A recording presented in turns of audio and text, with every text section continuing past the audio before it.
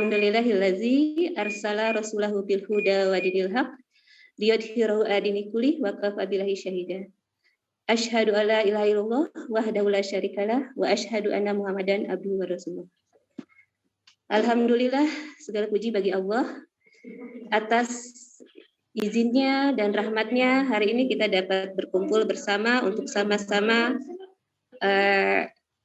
menimba ilmu dalam acara pendalaman materi kimia sesi 4.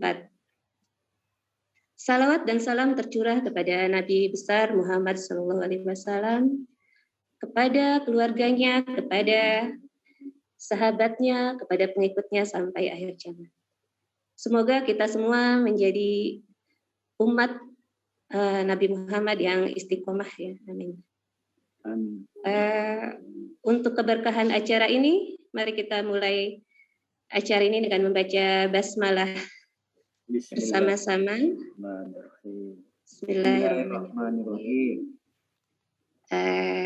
Bapak Ibu yang saya hormati, ya selamat datang dan selamat bergabung dalam acara webinar nasional pendalaman materi fisika, kimia, biologi dan matematik. Untuk pertemuan keempat. Ya, untuk pertemuan ini kita mengadakan pertemuan keempat untuk mata pelajaran kimia.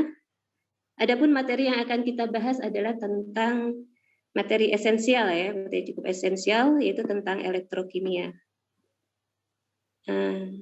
Alhamdulillah, Ibu moderator sudah hadir. Ya, di tengah-tengah kita insya Allah nanti ada Ibu narasumber yang beliau adalah Ibu Dr. Reni Mulyani dari Universitas Muhammadiyah Sukabumi. Tadi saya udah ngintip CV beliau gitu ya. Ternyata disertasi beliau itu tentang elektrokimia ya. Jadi ya mungkin elektrokimia yang level-level yang mendalam gitu ya. Jadi alhamdulillah gitu ya, itu adalah anugerah untuk kita. Ini adalah kesempatan yang sangat berharga untuk mendapatkan ilmu dari beliau sehingga saat kita mengajar kita bisa memberikan yang lebih kepada siswa-siswa kita. Bapak dan Ibu sekalian, izinkan saya sebelum mulai webinar ini membacakan tata tertib dan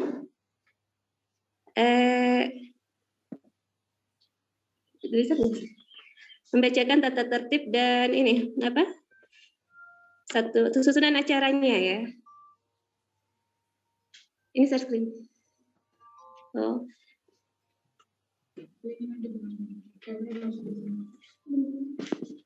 Ini maaf ada sedikit masalah di laptop. Nah, untuk tata tertibnya, susunan acaranya ya, 10 menit pertama adalah pembukaan, kemudian dilanjutkan dengan ada pretest seperti biasa selama 5 menit.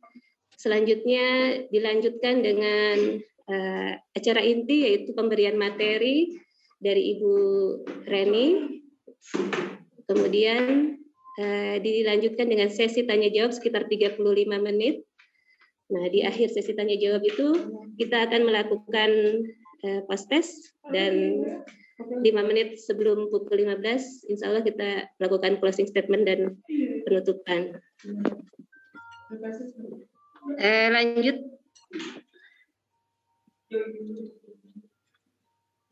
Untuk selanjutnya kita akan melakukan tata tertib ya. Tata tertib agar kita bisa melaksanakan webinar dengan lancar. Yang pertama adalah Pak Hendra bisa share screen? Maaf. Iya, boleh Bu, saya bantu. Untuk tata tertibnya, mohon maaf Pak.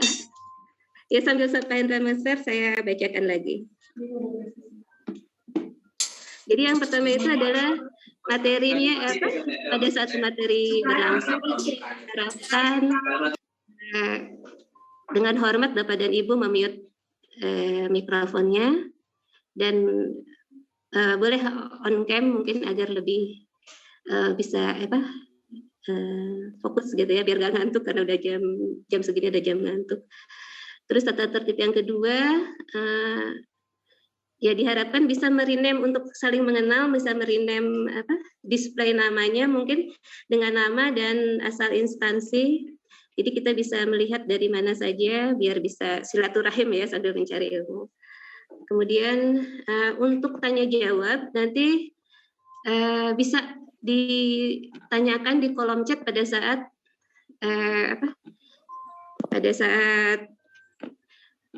berlangsung, boleh di tengah-tengah perbincangan ada yang tanyakan boleh di kolom chat. Nah, ketika sesi sudah selesai mungkin bisa raise hand juga gitu ya. Nah, untuk format di kolom chatnya biasa tuliskan nama dan nama instansi, kemudian pertanyaan seperti itu. Itu saja mungkin. Ya nanti setiap peserta wajib wajib mengikuti pretest dan post-test ya untuk agar kita bisa tahu apakah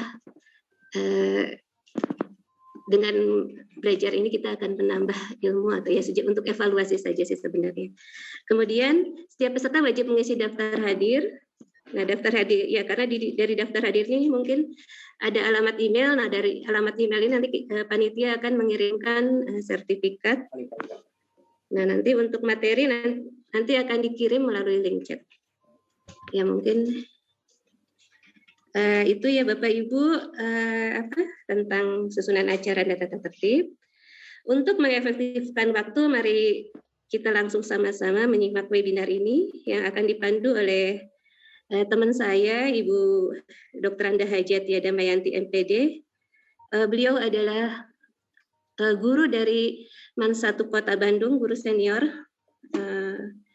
Beliau lahir di Tegal, kemudian pendidikannya di Pasca Sarjana Pendidikan Kimia UPI Bandung 2003 sampai 2006. Beliau menempuh S1-nya pun sama di dulunya sebelum UPI namanya IKIP ya, IKIP Bandung, Pendidikan Kimia FPMIPA. Nah, aktivitas yang Bu Tia lakukan pada saat ini adalah beliau guru kimia dari MAN 1 Kota Bandung, pengurus MGMP Kimia MA Kota Bandung, sebagai Ketua Bidang Humas dan Kerjasama. Yang ketiga adalah sebagai pengurus MGMP Kimia MA Provinsi Jawa Barat, sebagai Kepala Bidang Humas dan Kerjasama. Yang keempat, aktivitas beliau adalah Fasilitator Provinsi Kimia Madrasah Aliyah Jawa Barat. Ya. Baiklah Bapak Ibu dan guru kimia hebat semua, marilah kita sama-sama mengikuti webinar pendalaman materi kimia sesi 4 ini. Kepada Ibu Tia, kami persilahkan. Ya, bismillahirrahmanirrahim. Assalamualaikum warahmatullahi wabarakatuh. Waalaikumsalam warahmatullahi wabarakatuh. Alhamdulillahi azizil ghafur alladzi ja'ala fil islami hanifil huda wan nur. Allahumma sholli ala sayyidina Muhammadin khatimil anbiya'i wal mursalin wa ala alihi thayyibina wa ashabihil ahyari ajmain amma ba'du. Terima kasih kepada Ibu Ririn SPD MPKIM selaku MC yang telah menghantarkan dimulainya acara kita kali ini, webinar nasional pendalaman materi kimia sesi 4 ya, topik elektrokimia, Rabu 4 Agustus 2021 via Zoom meeting. Topik ini termasuk materi esensial tadi sebagaimana disampaikan oleh Bu Ririn yang diajarkan di kelas 12 semester ganjil ya, mencakup analisis proses yang terjadi dalam sel volta dan seberapa jauh kegunaannya. Ini ada di KD 3.2 kalau kita lihat. Dan juga merancang sel volta dengan menggunakan bahan di sekitar. Ini KD 4.2 kalau secara urutan KD menurut Kebalitbangduk tahun 2020 yang terbaru ya. Tentunya Bapak dan Ibu sekalian di lapangan lebih familiar lah ya dengan materi ini, seluk-beluknya, kesulitannya, dan seberapa pentingnya materi ini untuk dikuasai gitu ya, pemahamannya oleh anak siswa kita. Topik ini juga malah melintang ya di jagat soal kompetisi ya, baik KSN maupun KSM hingga pun masuk ke ranah biasanya ada pertanyaan masuk perguruan tinggi begitu ya. Ini menjadi topik yang favorit untuk ditanyakan karena memang termasuk high thinking order ya. Bisa dimainkan di sana topik ini. Itu level C4, C5, C6 seperti itu ya. Nah, menarik pada kesempatan ini kemudian kita mencoba menyelaminya lebih dalam terkait topik tersebut. Bapak dan Ibu yang saya hormati, perkenankan terlebih dahulu saya mengucapkan terima kasih kepada yang pertama yaitu Bapak Dr. Muhammad Zain MAG selaku Direktur GTK Madrasah, kemudian Bapak Dr. Ainur Rafiq MPD, Kasubdit Bina GTK MI MTS, Bapak Muhammad Sidik Sufianto SAG MPD selaku Kasubdit Bina GTK MAK ya, dan juga khususnya Bapak Agus Barkah MPD ini Ketua Pelaksana dari acara ini. Terima kasih yang sebesar-besarnya hormat kita kepada beliau-beliau atas peran dan dedikasi yang sangat besar ya bagi terselenggaranya acara kita kali ini. Juga tidak terkecuali narasumber ya, tentunya kita bekerja sama pada kesempatan kali ini dengan UMI Sukabumi ya. UMI itu kepanjangan dari Universitas Muhammadiyah Sukabumi. Nah, di situ ada Ibu Dekan, FKIP-nya adalah Ibu Sistiana Widya Riani MPD, dan Ibu Dekan Fakultas Sains dan Teknologinya adalah Ibu Dr. Reni Mulyani SSI MSI. Ibu Dr. Reni nanti kita dengarkan bersama karena beliau juga bertindak sebagai narasumber pada kesempatan kali ini. Ya, mari kita beri apresiasi dan ucapan terima kasih kepada beliau-beliau. Jazakumullah khairon kasiron. Semoga Allah juga yang sempurna membalasnya. Amin. Bapak, Ibu, dan saudara sekalian, kita akan segera memulai pretest terlebih dahulu ya. Kejutan dari kita tidak segera menyaksikan pemaparan materi, tetapi coba dilalui dengan memulainya dengan pretest ya, sebagai refreshing dan penyegaran kembali akan topik tersebut juga sebagai self measurement ya gitu. Tolak ukur pribadi akan seberapa jauh sih ya pengetahuan terhadap materi yang Bapak Ibu sudah kuasai dalam topik ini. Tapi santai saja ya Bapak Ibu, tidak usah khawatir. Linknya Bu Ririn, apakah sudah disampaikan? Linknya ada di sudah Bu, sudah di room chat. Silahkan Bapak dan Ibu, boleh dimulai mengerjakan. Ya, waktunya 5 menit saja, dimulai dari sekarang. Bismillahirrahmanirrahim. Ya, sembari mengerjakan pretest diiringi dengan musik sejuk yang mudah-mudahan akan menstimulasi ingatan Bapak dan Ibu selain rileks dan santai.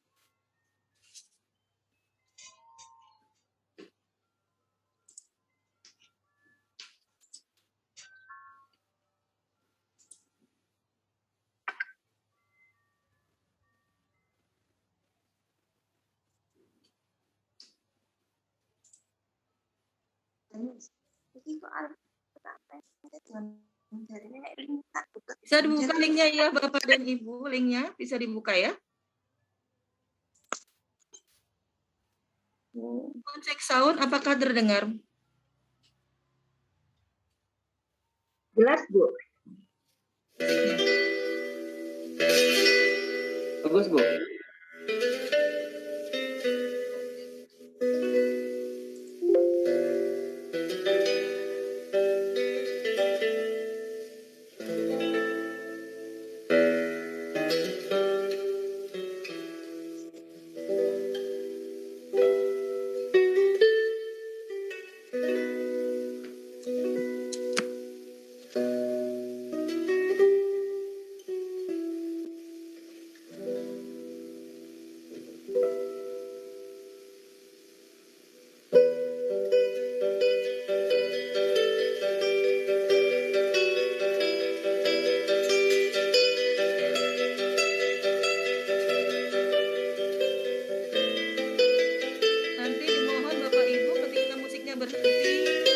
berhenti juga mengerjakan tes ya.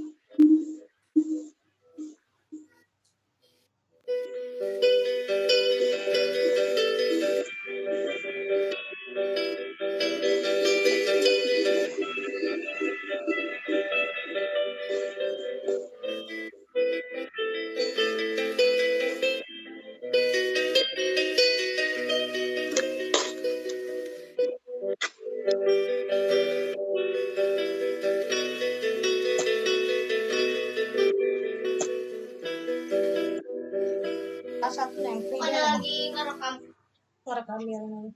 Frida neng, ada satu neng. Berminyak kan? Kamu. Baik, Bapak, Ibu, Saudara sekalian, waktu untuk mengerjakan pretest sudah habis ya? Sudah dikirim semua kah? Sudah ya? Silakan berhenti mengerjakan dan mohon kembali berkonsentrasi ke layar utama.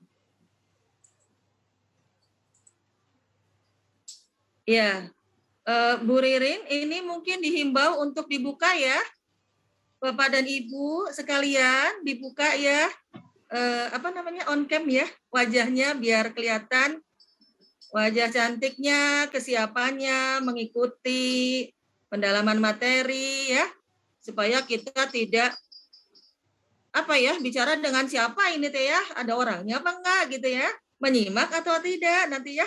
Nanti Ibu Dokter Reni kan bertanya-tanya, ini mana orangnya, ini nama-nama aja ya.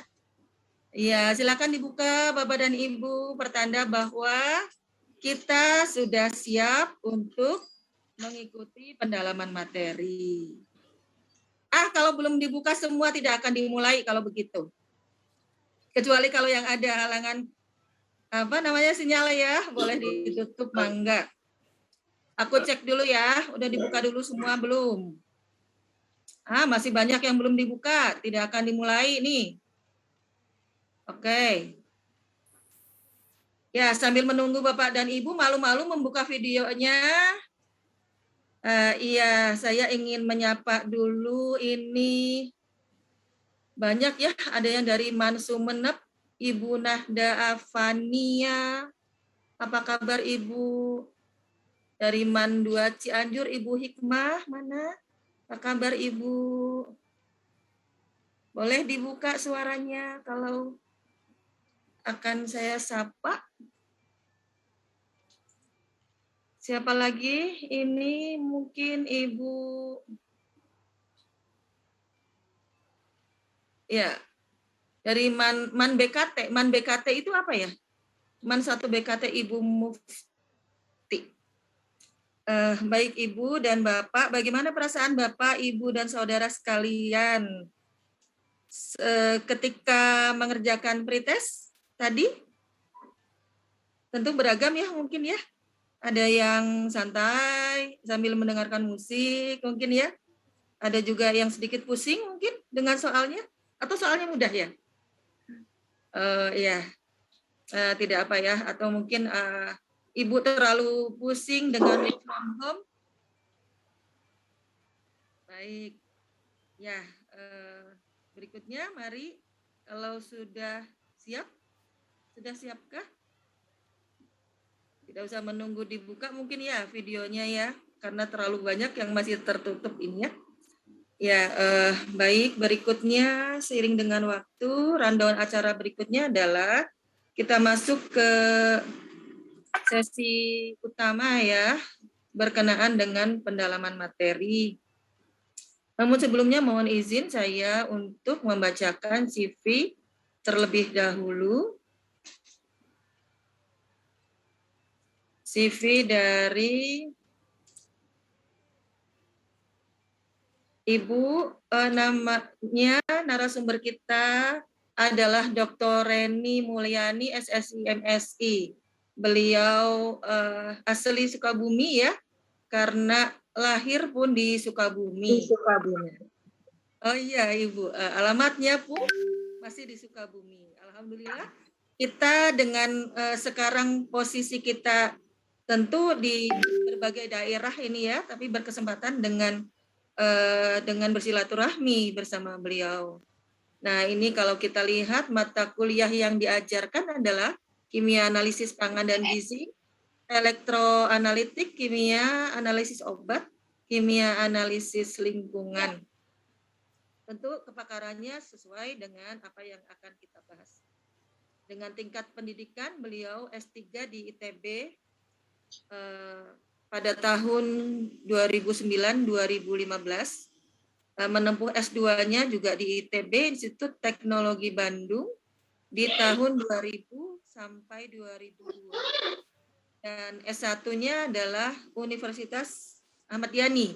Universitas Ahmad Yani Cimahi ya Ibu ya? Ya betul, di Cimahi. Tetangga saya, dekat Ibu.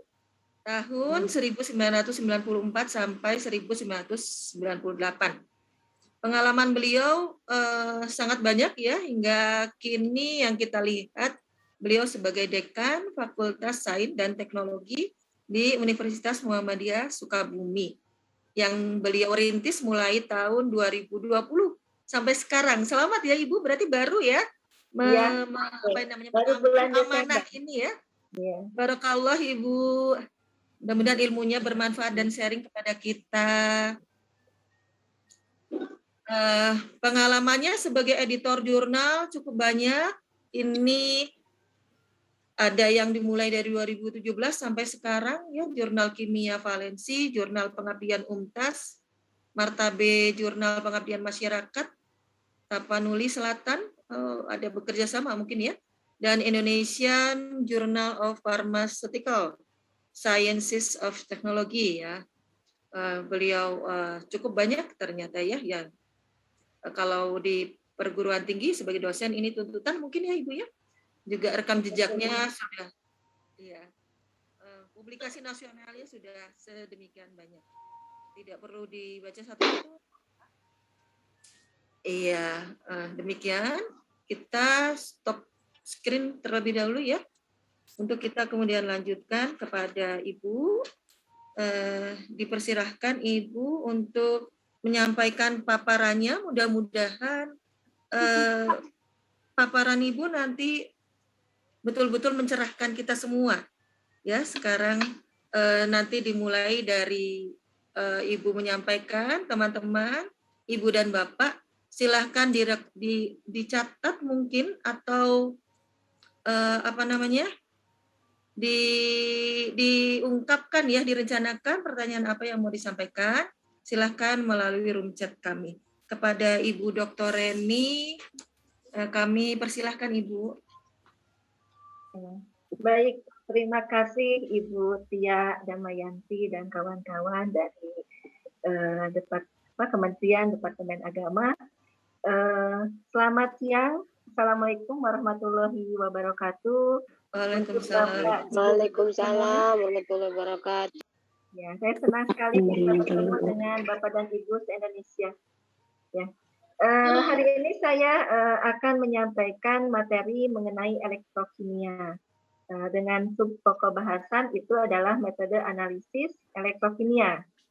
Ya, mungkin Bapak dan Ibu mengajar ya di tingkat MTS ya ataupun SMK itu ada bidang elektrokimia ini. Oke, saya coba share ya screen-nya.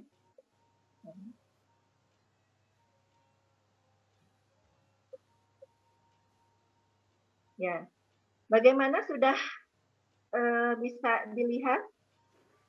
Sudah, Bu. Sudah, Bu.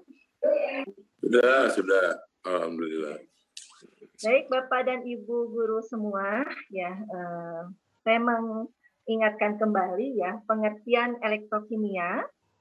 Ya, elektrokimia itu merupakan ilmu yang mempelajari hubungan antara perubahan reaksi kimia dengan kerja listrik.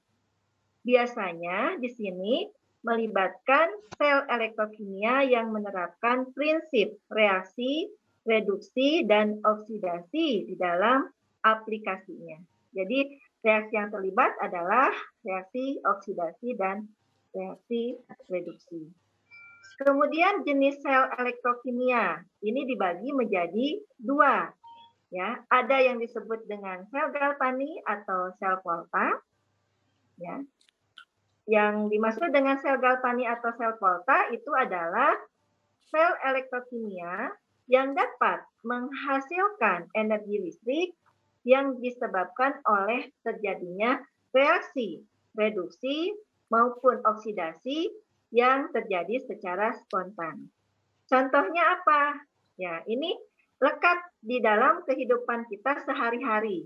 Ya, contohnya sel aki ya, untuk kendaraan bermotor ya, roda 2, roda 4 ya, itu tentunya ada sel akinya.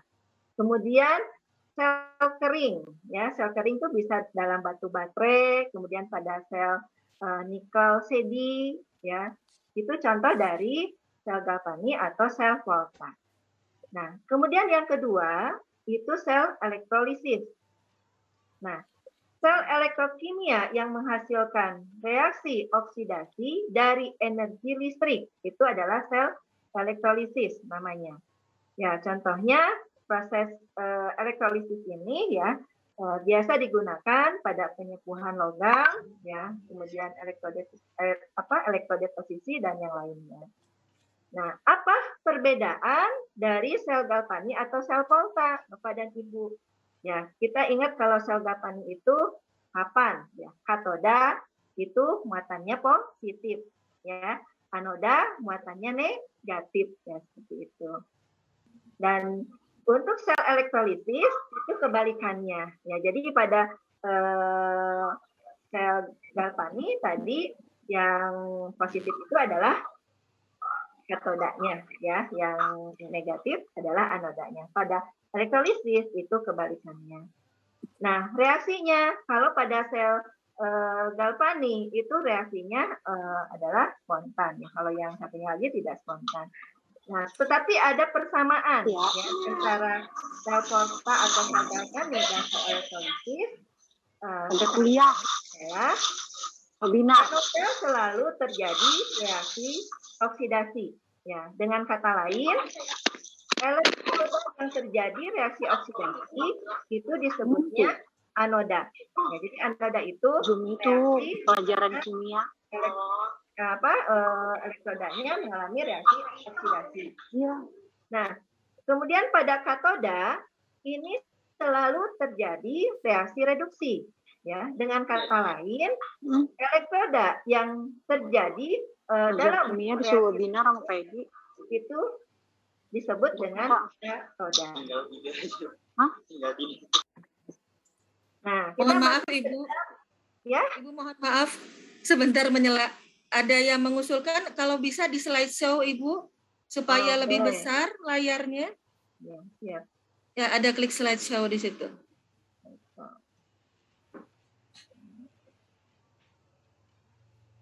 Iya.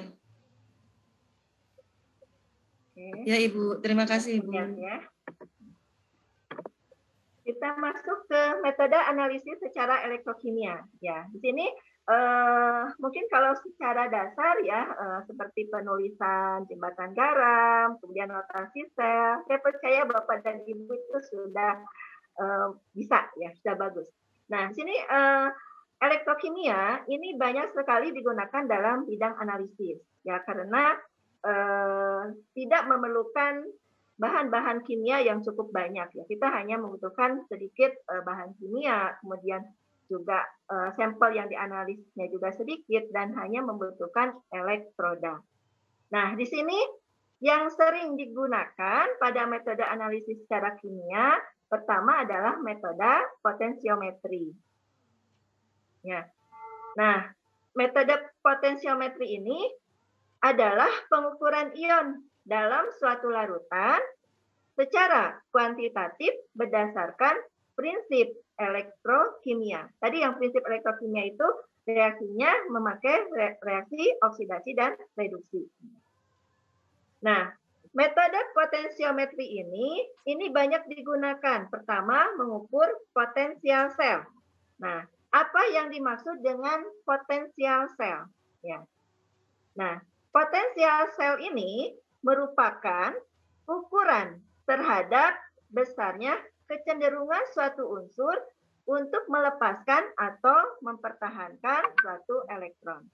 Ya, mungkin Bapak dan Ibu sering mengajar ya potensial sel dari suatu senyawa atau unsur itu memiliki potensial sel yang berbeda-beda. Nah, kemudian potensiometri ini juga digunakan untuk mengukur pH. Nah, jika Bapak dan Ibu memperhatikan pH meter, ya pH meter, jadi tidak hanya sekedar mengukur pH, dicelupkan, oh pH 7, pH 8, 9, 10, sampai selanjutnya gitu ya, atau di bawah 7 gitu ya. Coba diperhatikan ya, di dalam pH meter itu ada elektroda, ya, ada 2 buah elektroda, menggunakan elektroda reference dan elektroda working elektroda atau elektroda kerja.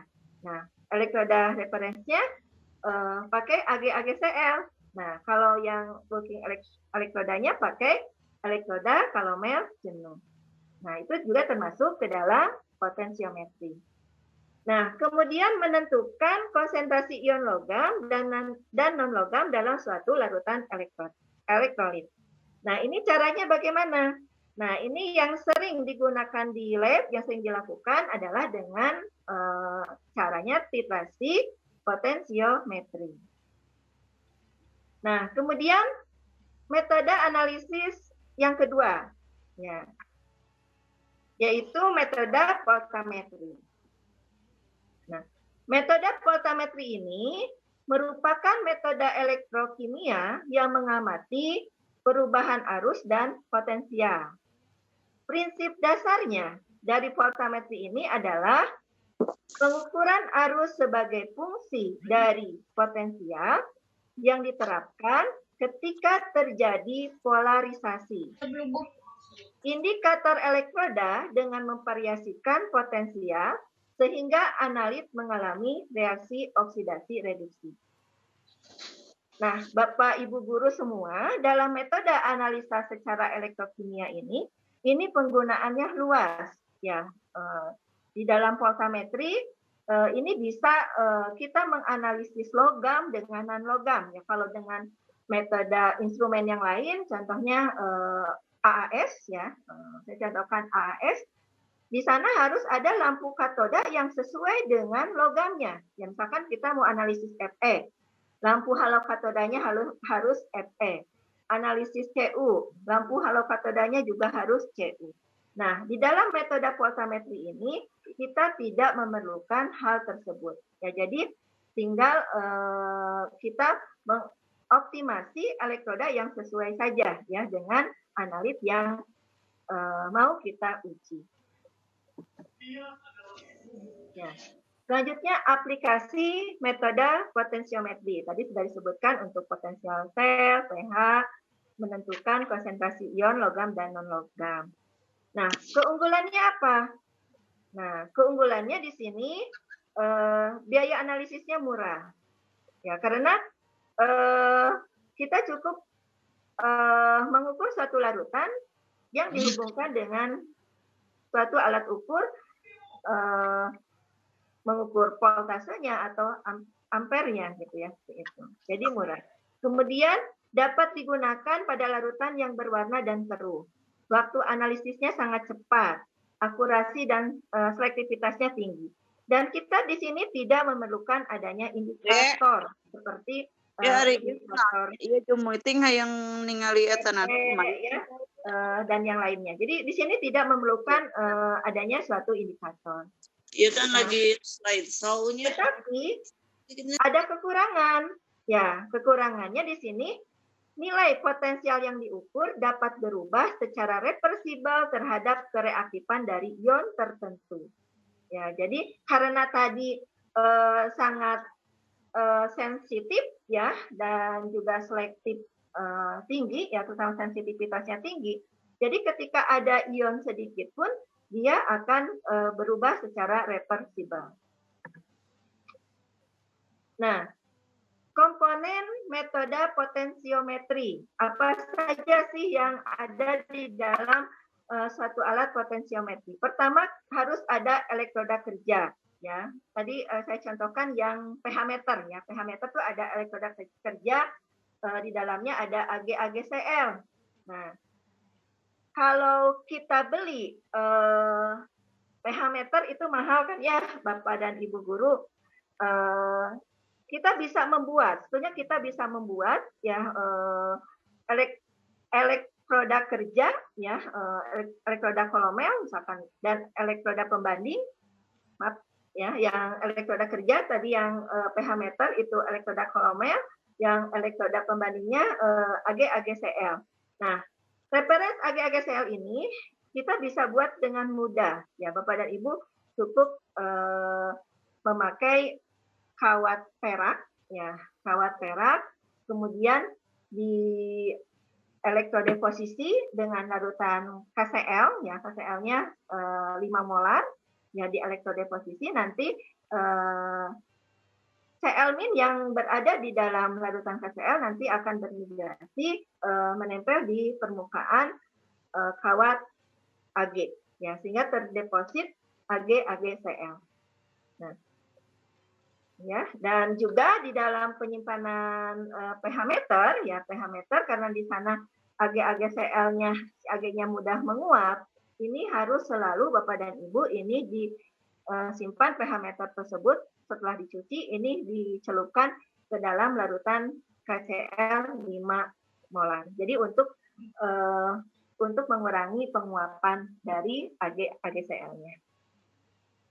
Nah, kemudian ada rangkaian jembatan garam dan juga ada alat pengukur tegangan voltmeter. Nah, perhitungan yang digunakan di dalam potensiometri ini menggunakan persamaan Nes. Ya, tentunya ini tidak asing ya untuk Bapak dan Ibu guru. Kalau dalam potensiometer atau voltametri ya, kemudian elektrode posisi ya, atau bidang elektrokimia, itu hukum Nes yang sering banyak digunakan. Kalau dalam AAS ya, UV itu yang sering digunakan adalah hukum Lambert-Beer. Itu hukum wajib yang harus kita ingat gitu ya. Nah, ini untuk elektrokimia ini ya, hukum Nes. Nah, kemudian metode potensiometri ini dibagi menjadi dua. Ya, ada metode potensiometri langsung, ya, di mana harga potensial larutan ini langsung mencerminkan konsentrasi dari zat. Kemudian ada juga metode potensiometri yang tidak langsung atau dikenal dengan istilah titrasi. Ya, kalau langsung kan tinggal dicelupkan aja si elektrodanya ya, langsung kita melihat beda potensialnya berapa ya potensialnya. Nah, kalau dalam potensiometri yang tidak langsung, itu contohnya adalah kita melakukan suatu penentuan senyawa ya atau larutan dengan proses titrasi yang disebut dengan titrasi potensiometri. Nah, ini contoh analisis potensiometri. Ya, contohnya di sini penentuan logam Pb pada sampel lindi. Nah, di sini rangkaian sel elektrokimia terdiri atas elektroda logam Pb, ya ini sebagai anodanya, kemudian katodanya menggunakan elektroda standar AgCl. Nah, kemudian elektroda kerjanya ini dihubungkan pada kutub negatif, ya, dan elektroda pembanding ini dihubungkan dengan kutub positif pada voltmeter. Nah, kemudian pengukuran potensial, ya, caranya adalah mencelupkan elektroda kerja dan elektroda pembanding. Ya, jadi ada dua buah elektroda, ya, elektroda kerja dan elektroda pembanding, secara bersamaan pada masing-masing larutan dengan jembatan garamnya menggunakan KNO3 0,5 molar. Nah, ini contohnya ini ya, menentukan logam Pb pada sampel lindi. Mungkin sudah tahu ya yang dimaksud dengan lindi itu apa ya. Lindi itu adalah air limpasan ya, air limpasan dari sampah ya, dari sampah organik. Nah, mungkin kalau ibu-ibu jalan-jalan kalau saya sih suka jalan-jalan dari Sukabumi ke Bandung gitu ya, di Padalarang berpapasan dengan mobil yang mengangkut truk sampah. Gitu. Nah, di truk sampah tersebut itu suka keluar air tuh, netes ke jalan. Nah, itu yang disebut dengan lindi, yaitu adalah air resapan atau air limpasan dari hasil fermentasi sampah yang dihasilkan. Nah, untuk titrasi potensiometrik tadi merupakan potensiometrik yang tidak langsung. Ya, disebut tidak langsung kenapa? Karena ketika kita menambahkan zat di dalam buret ke dalam zat yang kita akan tentukan konsentrasinya, itu tidak langsung kita menentukan titik akhir, ya, tapi kita buat grafik dulu, ya. Nah, jadi dibuat grafiknya seperti ini, ya. Ini dibuat grafik antara potensial dengan volume, kemudian dibuat turunannya juga, dan kita ambil tentukan titik ekuivalennya. Nah, di sini penambahan titran dihentikan bila nilai potensial terukur relatif tidak berubah pada penambahan volume titran. Ya, jadi kalau di sini sudah tidak berubah, berarti sudah. Nanti titik akhirnya kita buat lingkaran ya di sini ya, dilekukan ini yang pertama dengan yang lekukan yang terakhir. Kemudian ditarik ya garis ya antara lekukan lekukan pertama dengan lekukan yang kedua. Ya, di lingkarannya kita garis lurus. Ya berarti di daerah sini ini titik ekuivalennya.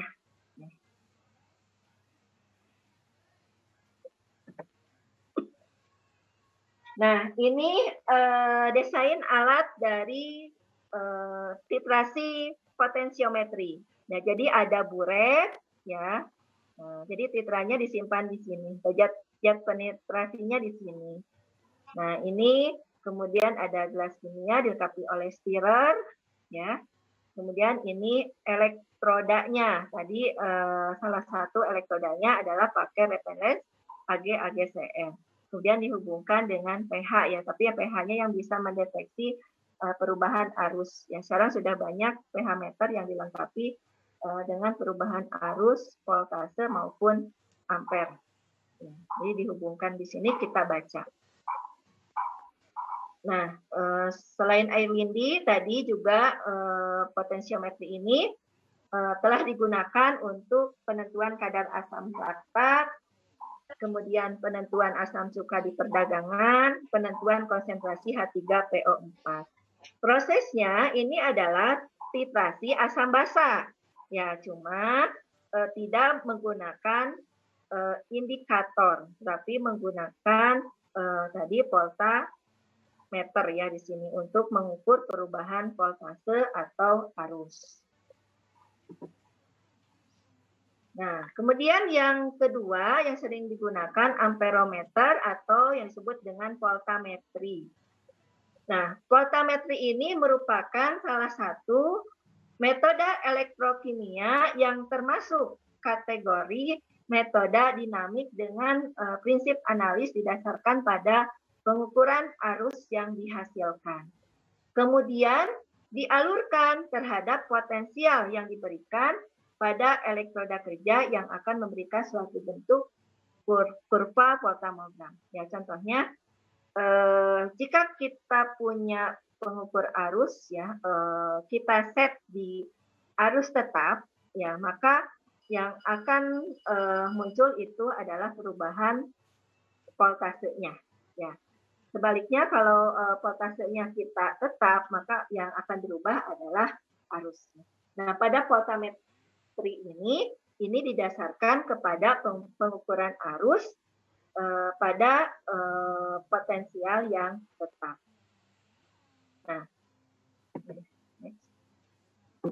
Nah, alatnya seperti ini. Ini adalah sel voltametri. Ya, ini sel voltametri bisa terbuat dari kaca, ya, bisa terbuat dari gelas, atau bisa juga terbuat dari PVC.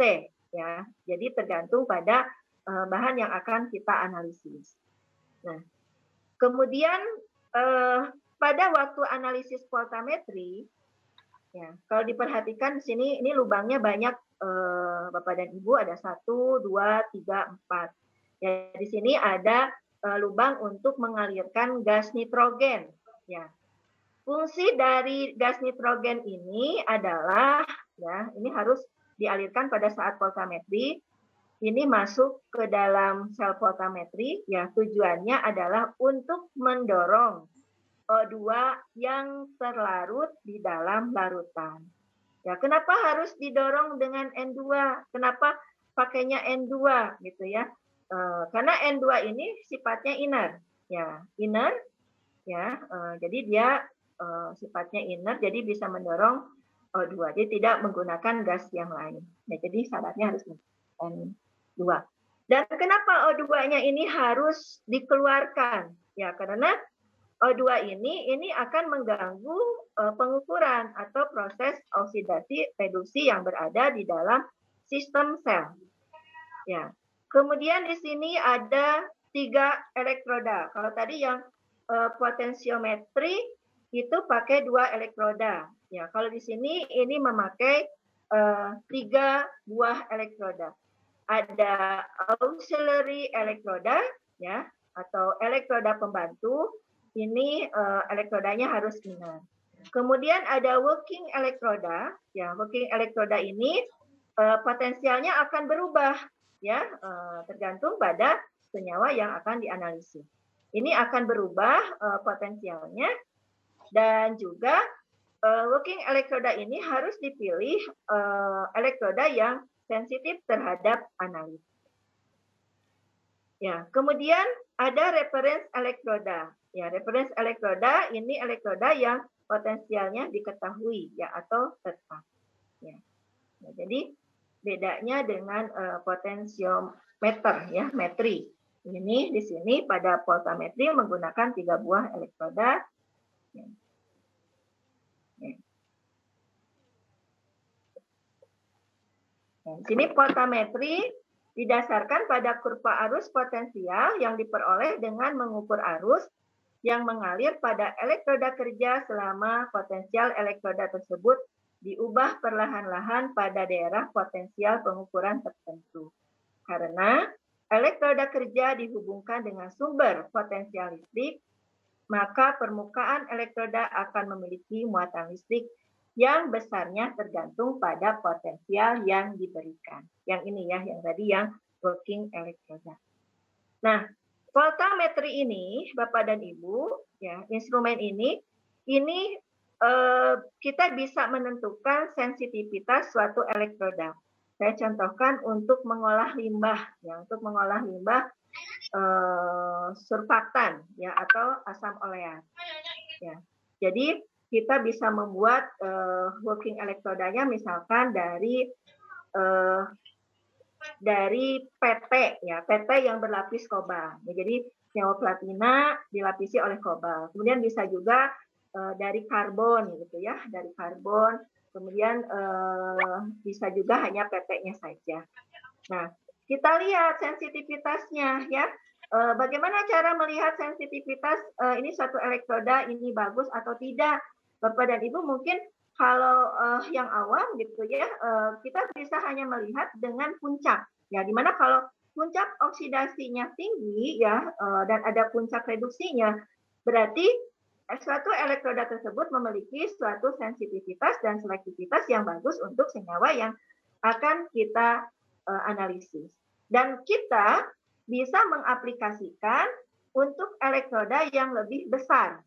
Ya, elektroda yang besar. Bahkan pada hasil penelitian nih, senyawa PT berlapis kobalt, ternyata dengan mengukur secara voltametri, dia bagus untuk bisa mengoksidasi limbah surfaktan. Ya. Nah, kemudian kita aplikasikan ke sistem yang lebih besar, misalkan mengolah limbah dengan metode elektrokimia yang namanya elektrokoagulasi.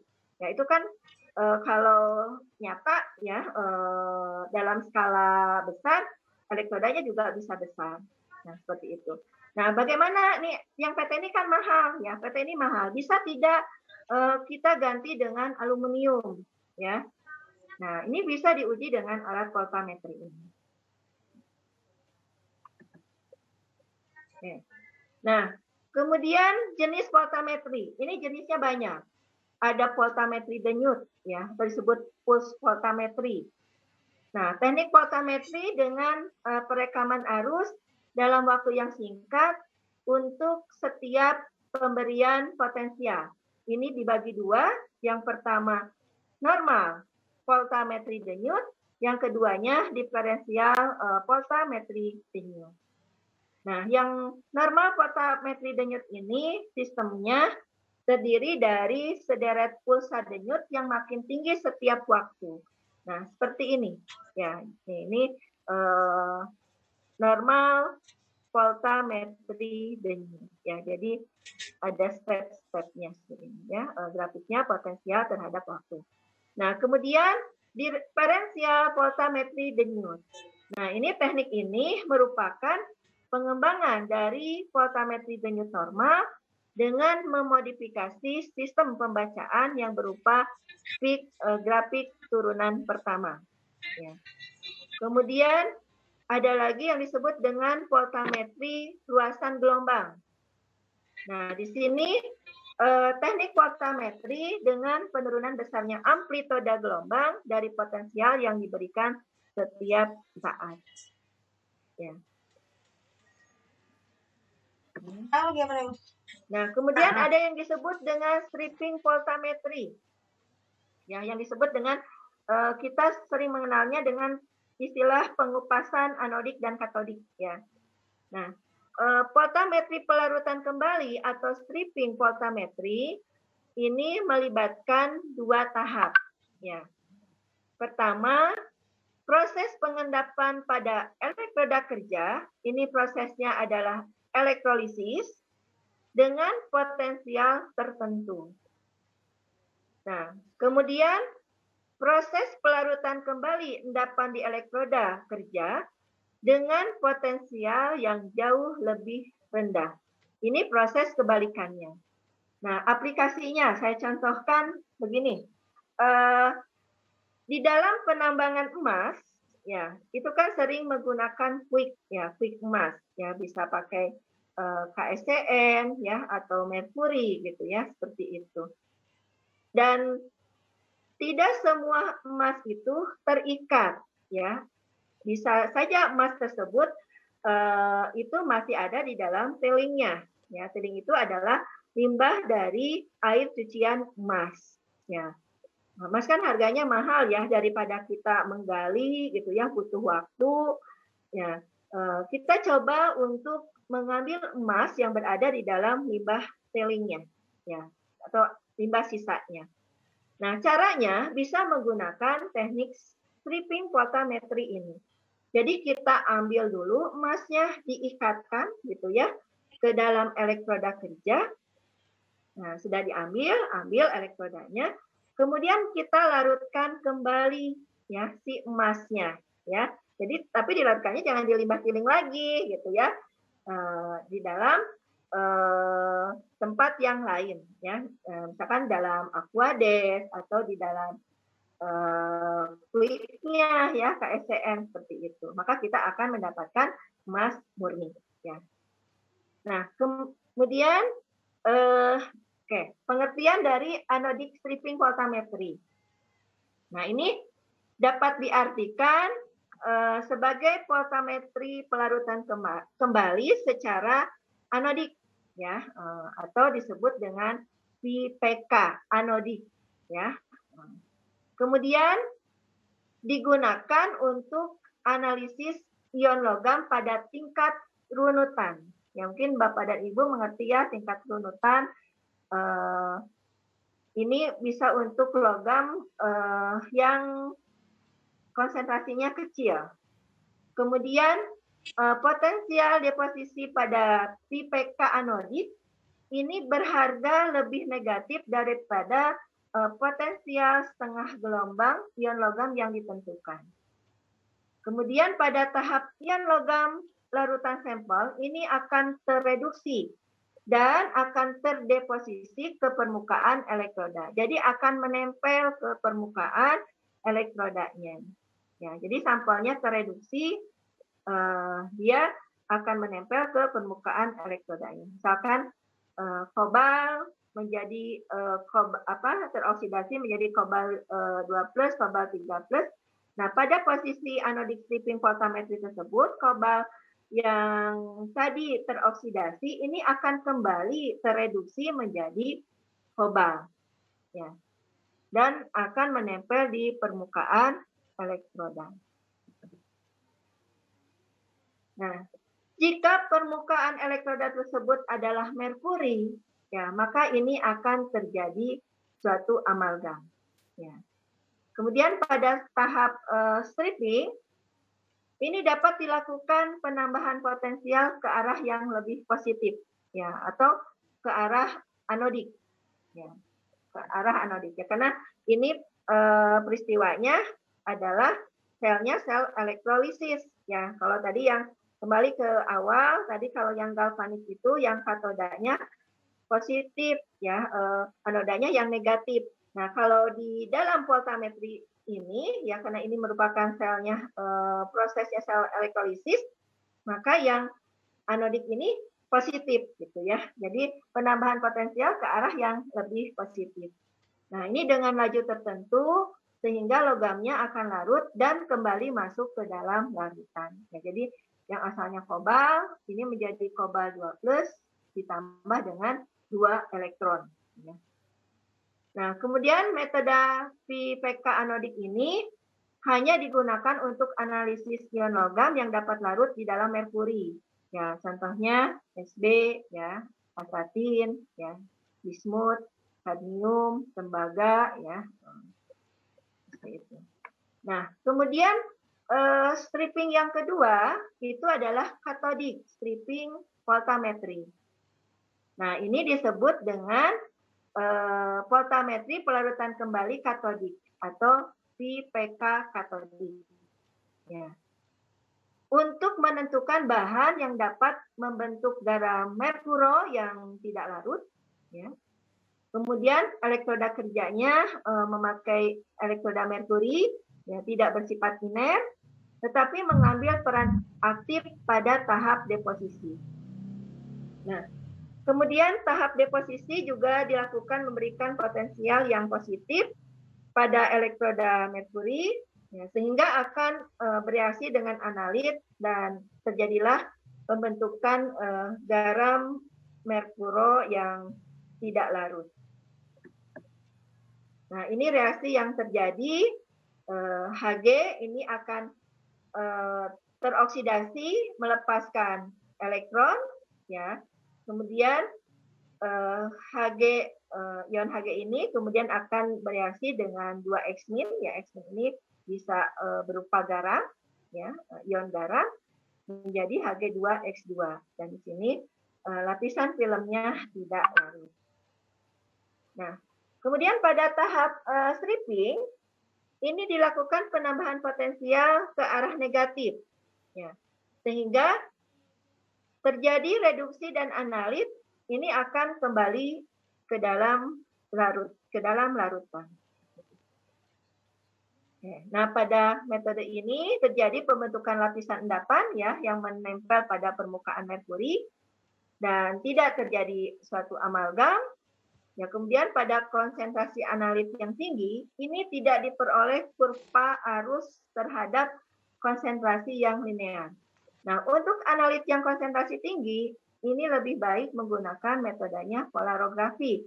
Ya, karena kalau menggunakan metode voltametri stripping, ini kan tadi ada merkuri, ya, ini berbahaya. Jadi harus orang yang punya skill, ya, dalam penanganan merkuri. Ya, Badan Ibu mungkin ini juga harus hati-hati, ya, merkuri itu adalah bahan yang dilarang, ya, tetapi di dalam laboratorium ini masih banyak digunakan. Kita harus tahu penanganannya. Jadi nggak boleh di lab, ya, di lab dengan lab basah, ya, atau lab biasa, tetapi kita harus karena merkuri itu sifatnya menguap, kita harus menaburkan dulu, ya, dengan pasir, ya, tanah, kemudian kita kumpulkan, ya, kemudian kita tangani. Nah, kalau dulu saya pernah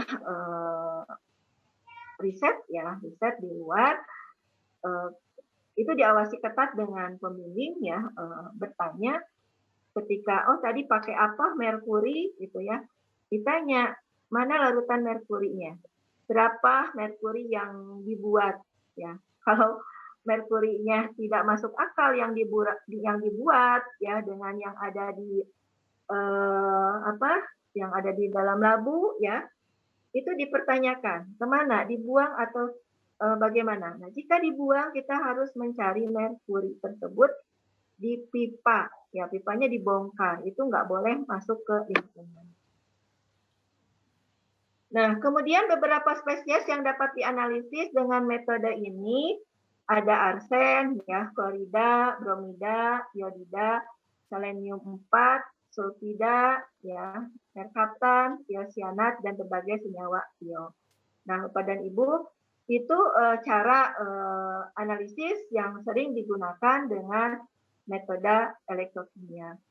Nah, jadi elektrokimia ini punya banyak kelebihan ya dengan instrumen metode analisis instrumen yang lain ya. Tadi saya sebutkan yang AAS ya, AAS harus pakai lampu halo katoda yang sesuai dengan senyawa yang kita analis. Kemudian juga UV-Vis juga sama gitu ya. UV-Vis kita harus mencari panjang gelombang yang sama gitu ya. Seperti itu. Nah, kemudian metode elektrokimia juga lekat dalam kehidupan sehari-hari. Tadi ada sel aki, ya, batu baterai motivi gitu ya. Kemudian juga untuk pengolahan limbah, ya, metode elektrokoagulasi. Kemudian metode elektrooksidasi gitu ya. Bisa untuk menjernihkan air juga, Bapak dan Ibu. Misalkan kita punya kualitas air yang tidak begitu baik. Ya, biasanya ini di daerah ya, di daerah itu menggunakan air bukan selokan sih ya, tapi air permukaan ya, air permukaan. Seperti dari air sungai atau kalau Sunda mah ya, namanya ada yang disebut somang ya, somang. Jadi somang itu sungai kecil ya, sungai kecil itu namanya somang kalau di daerah saya. Nah, di daerah saya itu banyak sekali masyarakat menggunakan air somang tersebut untuk keperluan mandi, cuci, kakus, kemudian kadang-kadang untuk memasak juga ya. Nah, bagaimana caranya kita bisa meningkatkan air tersebut? Ya, caranya bisa menggunakan metode elektrooksidasi. Tadi menggunakan 2 elektroda. Ya. Si elektrodanya tersebut harus dioptimasi dulu ya dengan menggunakan voltametri, dia sensitif apa tidak gitu ya. Nah, kita bisa aplikasikan ke sana. Nah, pada proses elektrooksidasi ini prinsipnya adalah dia mengoksidasi senyawa organik menjadi senyawa yang lebih sederhana. Ya, jadi misalkan di dalam air itu kan kita nggak tahu ya dari hulu sampai ke hilir. Ya, mungkin saja ada yang mencuci wajan gitu ya, di mana wajan tersebut tertempel PB. Kemudian ada juga yang misalkan buang air besar ke situ, pipis ke situ ya, sehingga ada nitrat, ada amoniak dan sebagainya gitu. Yang tidak bisa kita lihat.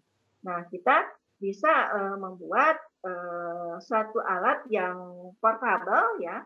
Misalkan ada air galon, kita pasang 2 buah elektroda, alirkan dengan arus listrik. Ya. Saya pernah mencoba untuk yang elektroda berbahan aluminium, ya, aluminium. Yang satunya lagi berbahan karbon. Ya, alhamdulillah itu bisa meningkatkan kualitas air sebanyak 99%. Jadi luas ya penggunaan dari elektrokimia ini. Ya. Oke. Selanjutnya adsorptive stripping voltametry. Nah, metode ini hampir sama dengan PPK ya, katodik dan disingkat dengan PPK adsorptive. Nah, pada tahap deposisi ini terjadi proses adsorpsi analit ke permukaan elektroda sehingga elektroda merkuri ini tidak bersifat aktif. Seringkali pada metode ini diperlukan tambahan reaksi yang dapat membentuk senyawa tertentu yang bersifat adsorptif pada permukaan elektroda. Nah, pada metode yang ini pada tahap strippingnya, ini hanya terjadi proses melarutkan kembali analitnya. Jadi tidak melibatkan perubahan kimia baik pada tahap deposisi maupun pada tahap strippingnya. Nah, selanjutnya voltametri siklik. Nah, ini yang sering dipakai ya di lab-lab sekarang. Saya lihat di lab-lab besar ya seperti di UI, ITB, UPI ya. Mungkin sih banyak alumni UPI ya. Ini di labnya sudah ada voltametri siklik alat ini. Nah, voltametri siklik ini digunakan untuk mempelajari reaksi redoks ya, yang ada di dalam larutan tersebut. Ya, jadi melihat suatu sensitif elektroda itu dilihat dari puncak oksidasi dan puncak reduksinya. Ya, jadi kalau puncaknya tinggi gitu ya, Nah, itu berarti ada reaksi redox dan elektrodanya itu sensitif. Nah, prinsip dasarnya adalah melihat hubungan antara potensial yang diberikan dan arus yang terukur. Nah, karena sistem ini melibatkan reaksi oksidasi dan reduksi di anoda dan di katoda, maka peristiwa reaksi di kedua elektroda tersebut dimonitor besarnya arus yang timbul. Berapa sih arus yang timbul? Ya. Dilihat itu dengan alat instrumen voltametri siklik. Nah ini, nah untuk voltametri ini hampir sama dengan yang tadi ya, voltametri. Jadi di sini ada sel elektrokimia, ini ada gas nitrogen untuk mengepus senyawa oksigen yang ada di dalam larutan. Kemudian ini ada auxiliary elektroda, working elektroda, dan reference elektroda, di mana ketiga buah elektroda ini dihubungkan dengan potensiostat. Dan nanti dengan alat konverter potensiostat ini kita akan bisa melihat di layar monitor ya, di displaynya ya, atau di layar komputer ya. Nah ini seperti ini ya. Nah, ya. Jadi kalau bentuknya seperti ini, Bapak Ibu, ini puncak oksidasi, ya berarti ada peristiwa oksidasi terjadi, ya, atau ada senyawa yang dioksidasi oleh working elektroda, ya, dan ini yang tereduksi seperti ini. Tapi kalau ininya lurus, ya ininya lurus, gitu ya, ininya juga tidak ada lengkungan, ya. Kurvanya lurus saja, ini berarti si elektroda workingnya itu nggak pas ya, nggak tepat, tidak sensitif terhadap elektrolit atau senyawa yang kita gunakan, yang kita analisis. Nah, pengukuran arus listrik ini dilakukan dengan rentang potensial awal dan akhir yang sama. Kemudian potensial awal diberikan pada awal tidak terjadi reaksi elektrokimia pada permukaan elektroda.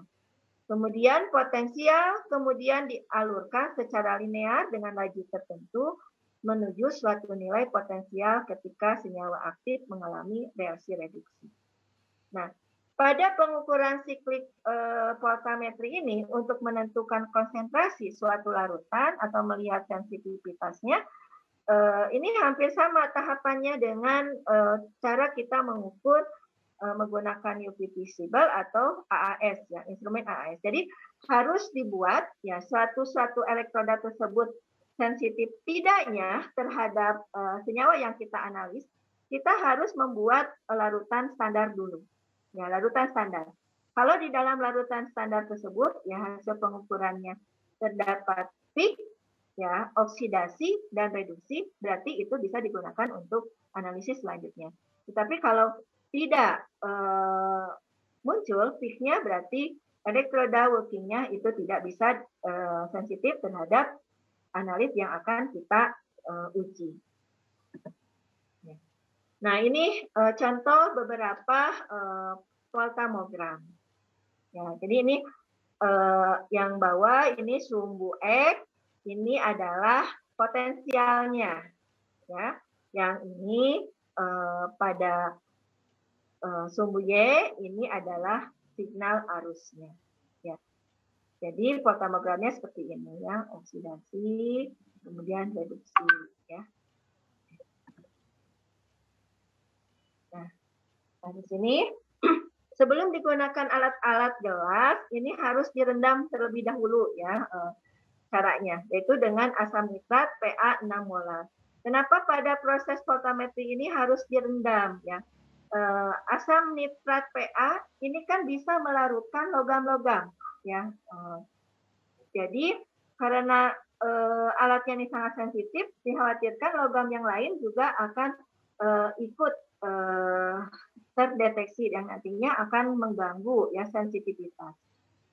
Nah, jadi harus dicuci dulu ya.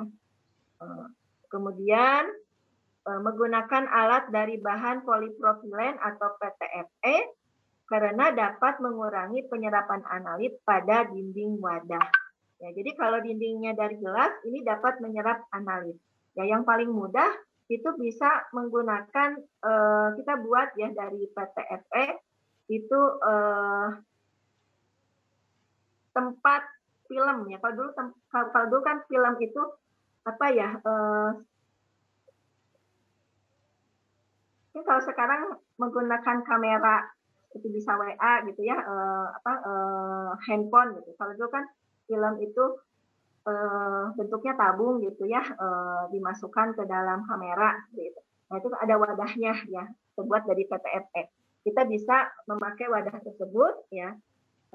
Kemudian kita berikan lubangnya 4 ya. 4 itu tadi untuk nitrogen, untuk elektrodanya 3 gitu ya. Nah, kemudian reaksi yang digunakan harus mempunyai derajat kemurnian yang sangat tinggi. Ini bisa pakai aristal, Utrecht, atau suprapure. Kemudian larutan standar yang disimpan itu harus pekat, tidak kurang dari 10 pangkat min 3 molar. Kemudian larutan standar untuk pengukuran harus selalu dibuat baru setiap hari. Kalibrasi lebih baik dilakukan dengan metodenya standar adisi. Kemudian air yang dipakai biasanya memakai aqua 3D.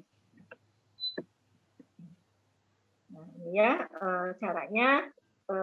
Larutan yang akan diukur itu dimasukkan ke dalam sel voltametri atau sel elektrokimia, kemudian masukkan 3 buah elektrodanya, kemudian dipus tadi dengan nitrogen ya, CO2-nya supaya keluar.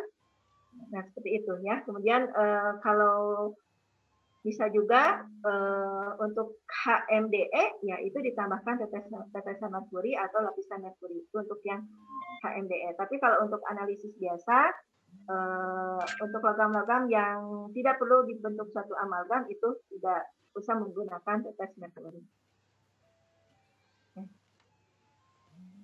Kemudian deposisi ya dengan pengadukan. Jadi bisa kita menggunakan stirrer ya, stirrer jadi diaduk ya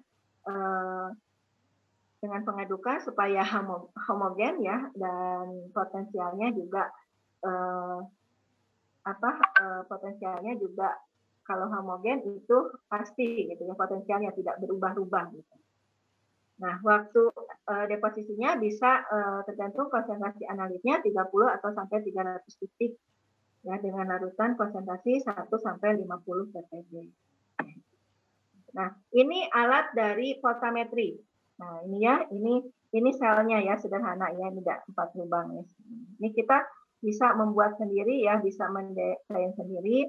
Nah, si sel voltametri ini ya kita simpan di sini, Ibu. Ya, simpan di sini. Ini dihubungkan dengan alat potensiostat namanya, dan ini kemudian terhubung dengan software, ya. Banyak software yang bisa digunakan, ada EDAC, kemudian SM juga, ya. Kemudian nanti kita melihat kurva dari voltamogramnya ini di layar komputer, ya. Ini. Nah, jadi itu analisis secara elektrokimia ya, contoh dari analisis elektrokimia yaitu potensiometri dan voltametri.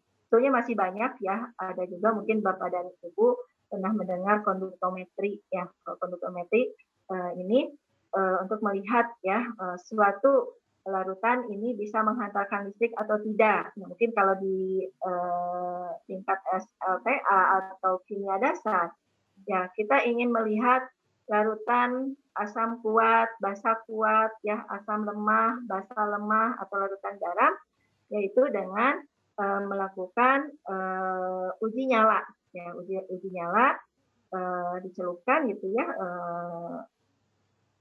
konduktornya yang dihubungkan dengan listrik. Ya, kalau nyalanya kuat, berarti kan itu asam kuat atau basa kuat. Kalau nyalanya redup, itu berarti asamnya asam lemah, basa lemah gitu. Nah, baik, Bapak dan Ibu semua, mungkin itu materi yang bisa saya sampaikan. Wassalamualaikum warahmatullahi wabarakatuh. Waalaikumsalam warahmatullahi wabarakatuh. Alhamdulillah ya, Bapak dan Ibu, kita sudah bersama-sama menyimak pemaparan dari pendalaman materi elektrokimia yang mungkin sepertinya ini tidak kita dapatkan ya di ketika kita berkutat di sekolah masing-masing. Nah, pada kesempatan hari ini Ibu Dr. Reni tadi sudah menjelaskan demikian rupa. Kalau boleh saya ambil kesimpulan ya, kita mendapati bahwa elektrokimia adalah ilmu yang mempelajari hubungan antara reaksi kimia dengan kerja listrik, biasanya melibatkan sel elektrokimia yang menerapkan prinsip reaksi redoks dalam aplikasinya. Nah, kita sudah pahami itu ya. Hanya kemudian ketika sampai kepada bagaimana metode analisis yang dilakukan secara elektrokimia, ini kita banyak sekali mendapatkan penjelasan detailnya begitu ya. Jenis-jenisnya apa saja, potensiometrinya atau voltametrinya, reaksi yang terjadi, prosedur kerjanya, keunggulan dan kelemahannya, bahkan contoh analisis dan instrumentasinya tadi sudah dijelaskan dengan panjang lebar oleh Ibu Dr. Reni.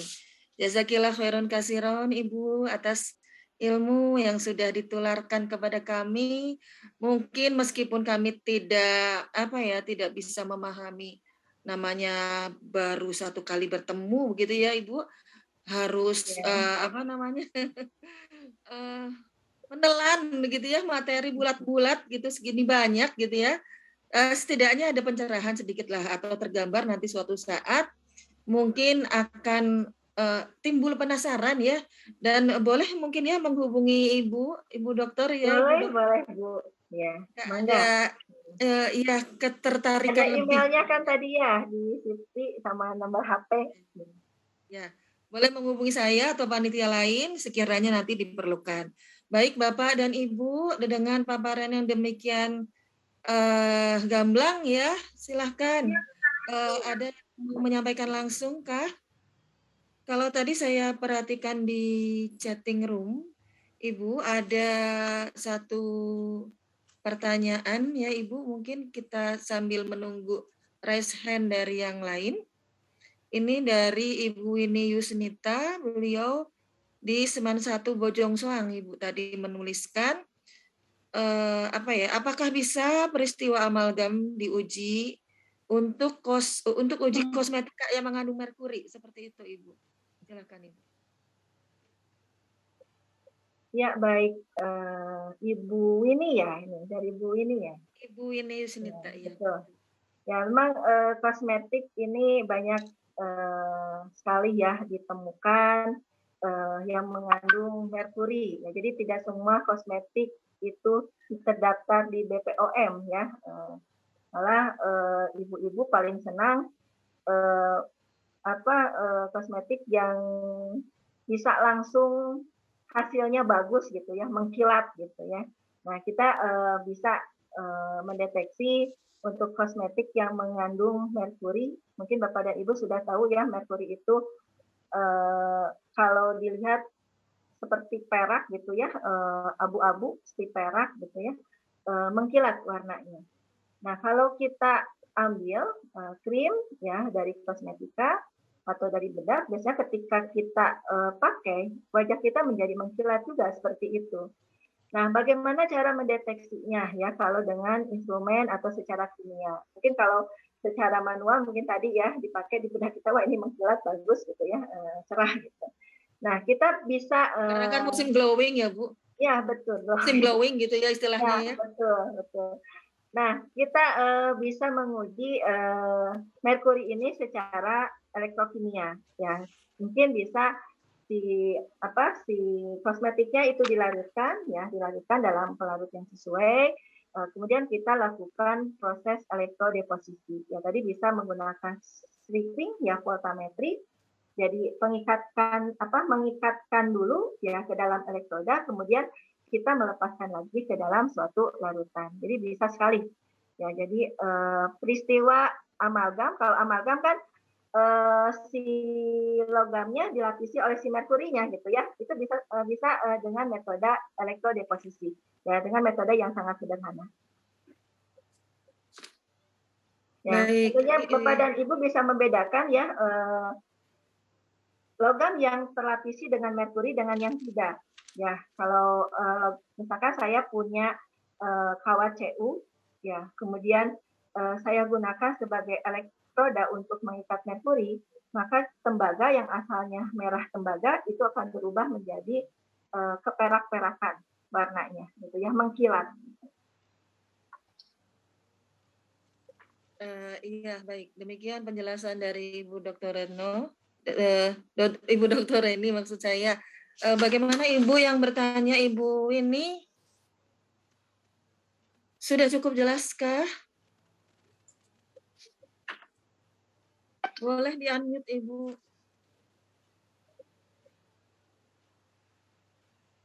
Iya, tidak ada respon ya. Kalau di forum chatting saya tidak menemukan pertanyaan lain. Ini apakah difahami ataukah Bapak Ibunya sedang ada kegiatan di lain tempat ya?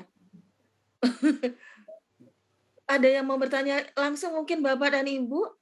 Boleh raise hand atau langsung buka suara, silakan. Ya, sambil silaturahmi dengan kami ya, boleh. Dibuka aja, di-unmute suaranya, silakan. Enggak? Iya. Itu siapa itu? Ibu Mubaroh ya?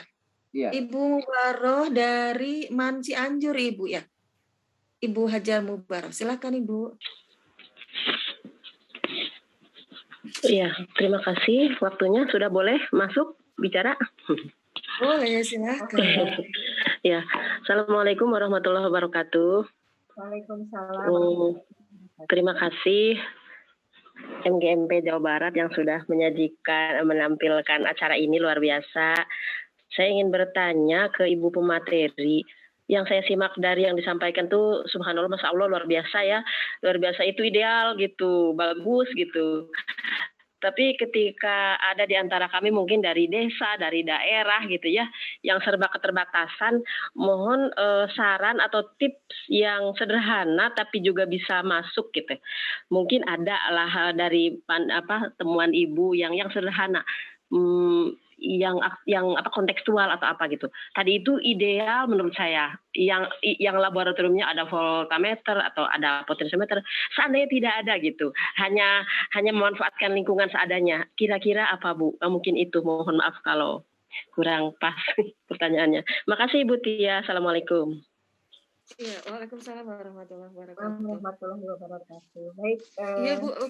Pertanyaan itu memang sesuai dengan KD 4.2 itu tadi Bu yang saya bacakan di awal, di mana siswa itu nanti pada akhirnya diharapkan ya membuat percobaan sederhana menggunakan alat yang ada di rumah terkait dengan topik ini, mungkin lebih menjurus ke sana ya. Mari Ibu. Ya, terima kasih Ibu Mubaroh ya. Mungkin kita bisa membuat alat-alat yang lebih sederhana, yang mudah ditemukan ya. Contohnya untuk membuat suatu elektroda ya. Mungkin di pedesaan banyak sekali arang ya, arang aktif ya yang berasal dari limbah kelapa ya. Nah, arang tersebut si batoknya itu Bu dari Cianjur ya Bu ya, tahu kan batok kelapa ya.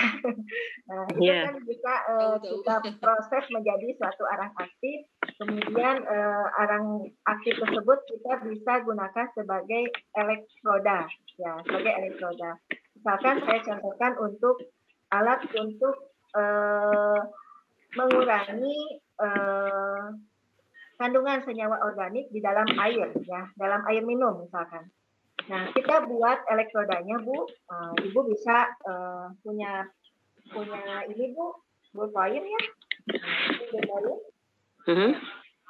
Saya buka deh ballpoint saya. Ya. Nah, ini misalkan ballpoint Bu, ya. Ballpoint ini kosong ya, tabungnya ya. Nah, ini mana ya kameranya? Oh ini kosong ya. Nah, ini saya anggap ini adalah sebagai kawatnya Bu, ya. Kawatnya yang fungsinya adalah sebagai konduktor, ya, sebagai konduktor. Nah, di yang arang aktif tadi, ya kita bisa tambahkan parafin Bu, supaya padat.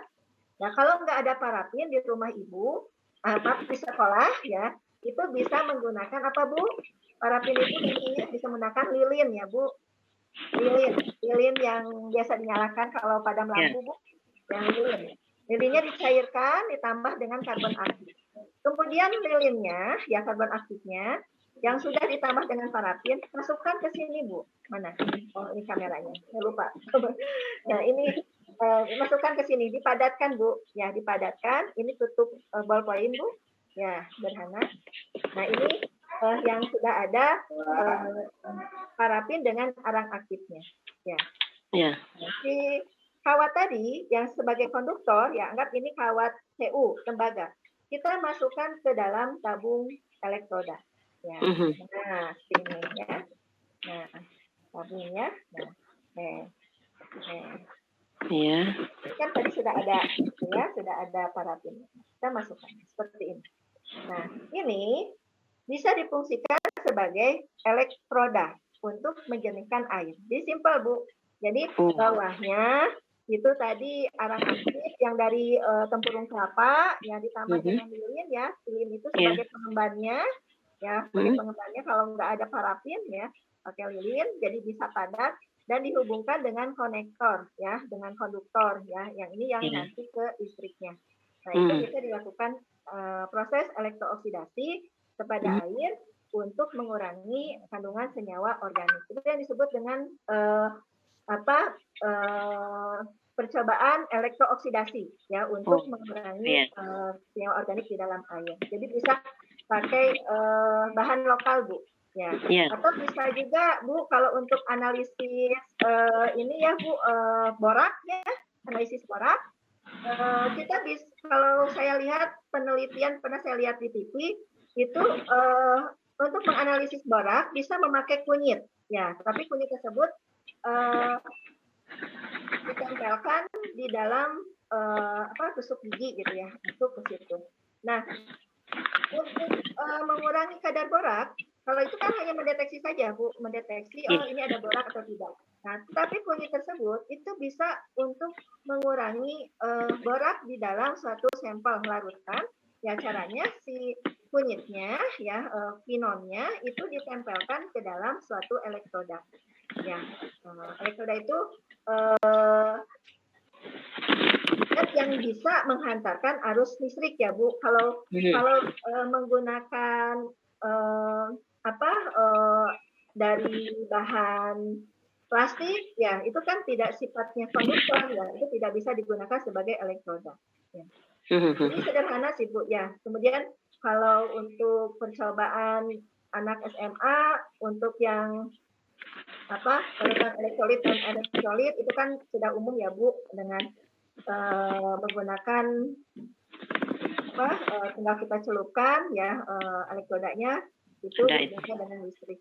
Nah, tapi masih banyak Bu yang bisa dicontohkan kepada para siswa yang misalkan membuat alat penjernih air tadi, ya, mengembangkan senyawa-senyawa aktif yang bisa mengoksidasi atau mereduksi ke dalam suatu kawat yang bisa menghantarkan listrik.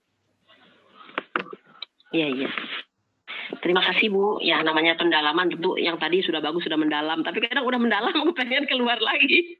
Kepengen yang tadi aktual ya, yang kunyit segala macam tuh dihidupkan lagi deh. Terima kasih Bu.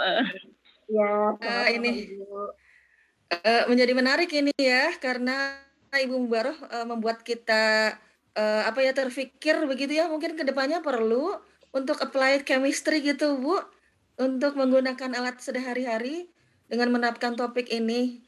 Mungkin di lain kesempatan Ibu mudah-mudahan berkenan, tapi contoh-contohnya lebih banyak mungkin sekalian hasil realnya begitu ya Bu ya. Ya, terima kasih Ibu Mubaroh, cukup ya. Ini saya dapati chatting satu lagi dari Pak Iwan dari Mandua Kota Bandung. Beliau punya opini nih kayaknya nih.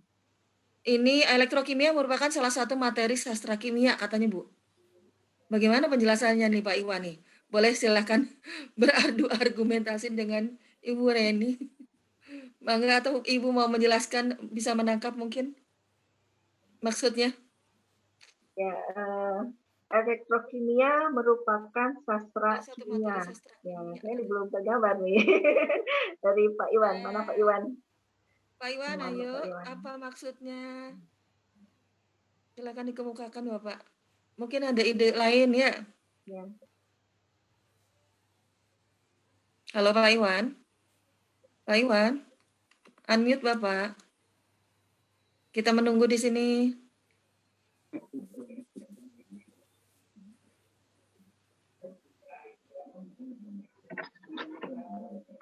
Pak Iwan, ada yang mau disampaikan?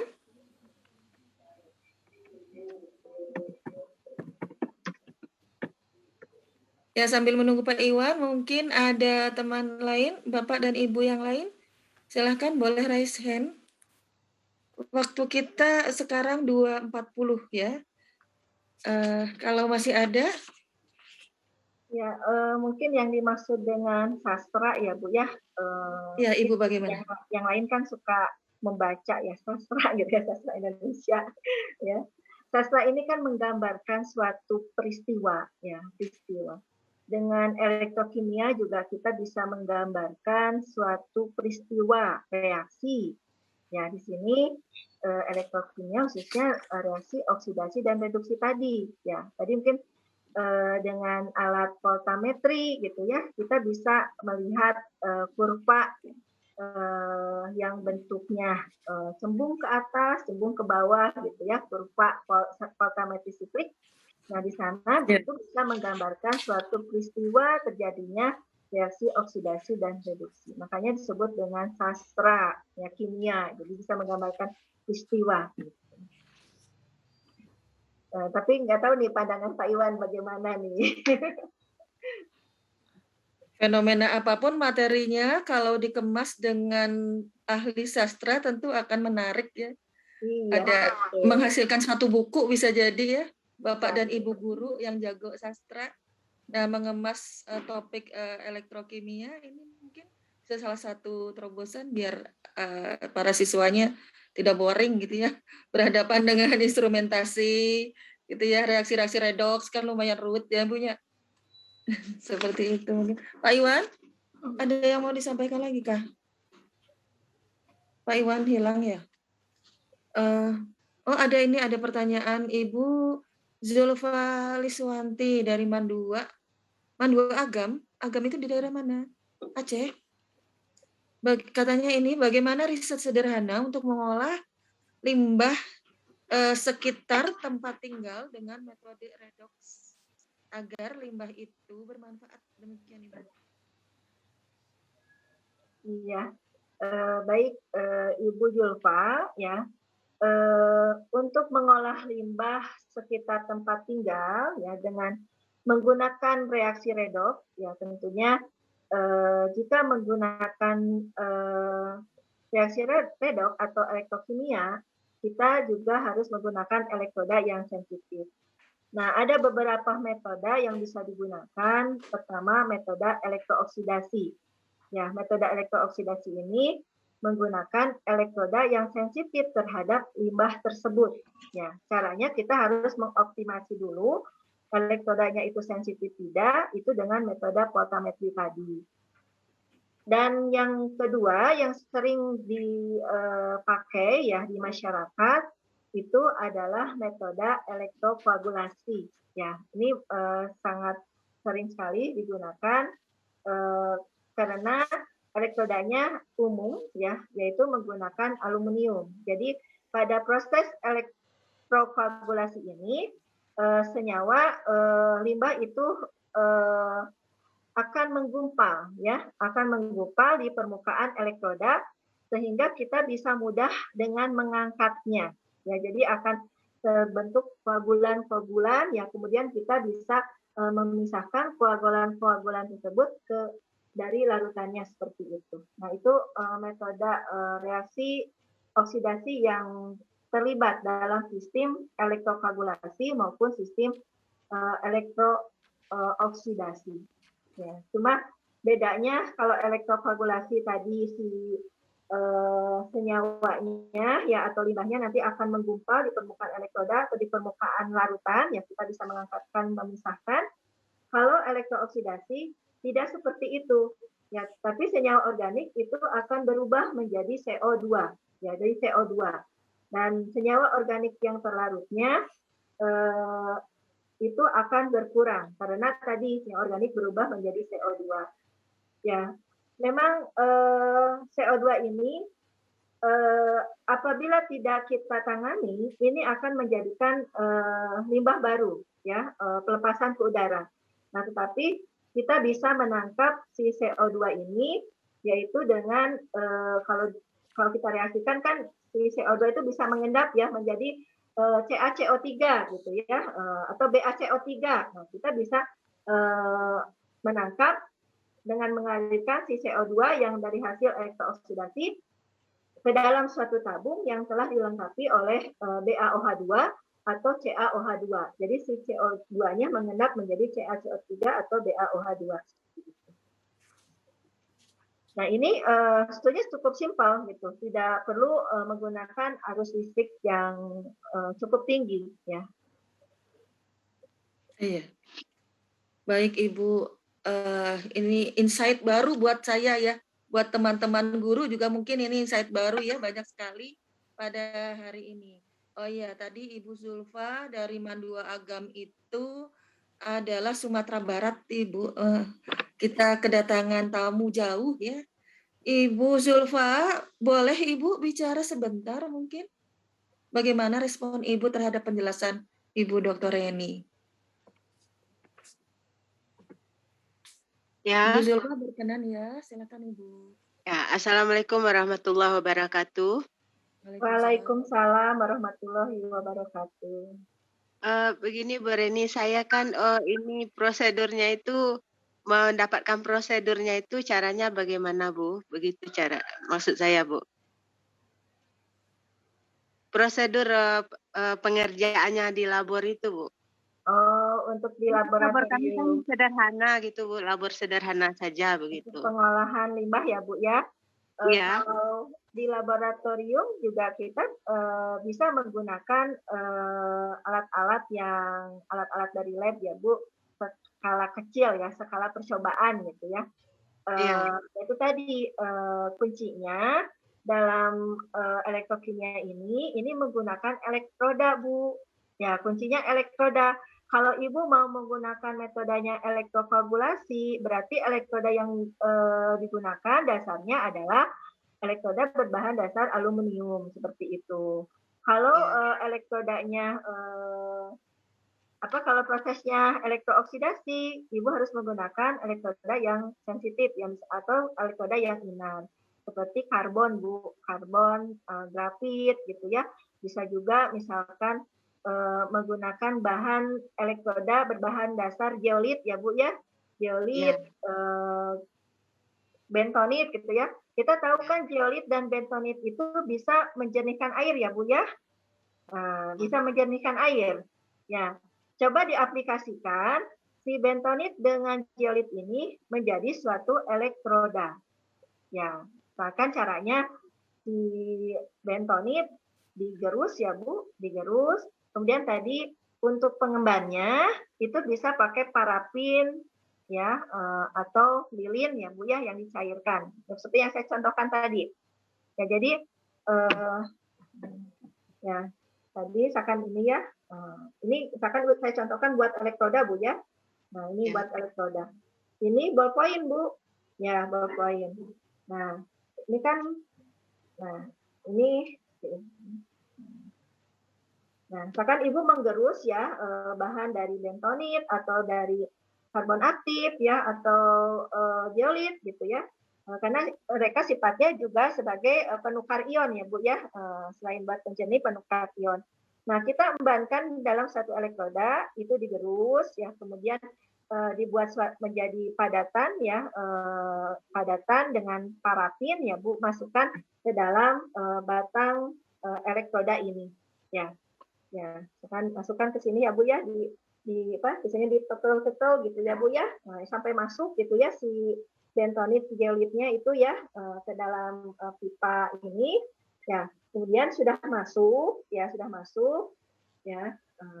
kemudian kita masukkan kawatnya Bu, tembaganya ke sini gitu gitu ya Bu ya, begini gitu. Nah, ini ya sebagai konduktor untuk ke listriknya gitu, untuk arusnya gitu ya. Jadi untuk pengolahan limbah di lab, kuncinya kalau secara redox ya, elektrokimia itu ada di elektroda yang digunakan Bu.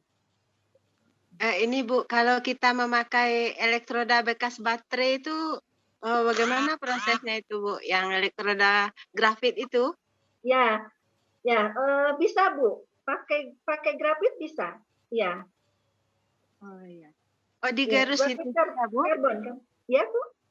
Digerus seperti tadi juga. Nah, kalau yang di baterai itu kan biasanya sudah bentuknya seperti tabung ya Bu ya, lonjong gitu ya, seginilah gitu ya. Itu bisa Bu langsung ditempelkan di atasnya kawat gitu, itu masuk ke, kemudian dialirkan listrik. Gitu. Oh. Ya bisa Bu pakai batu baterai juga, grafit yang dari baterai juga bisa. Iya. Baterai bekas itu yang sederhana ya.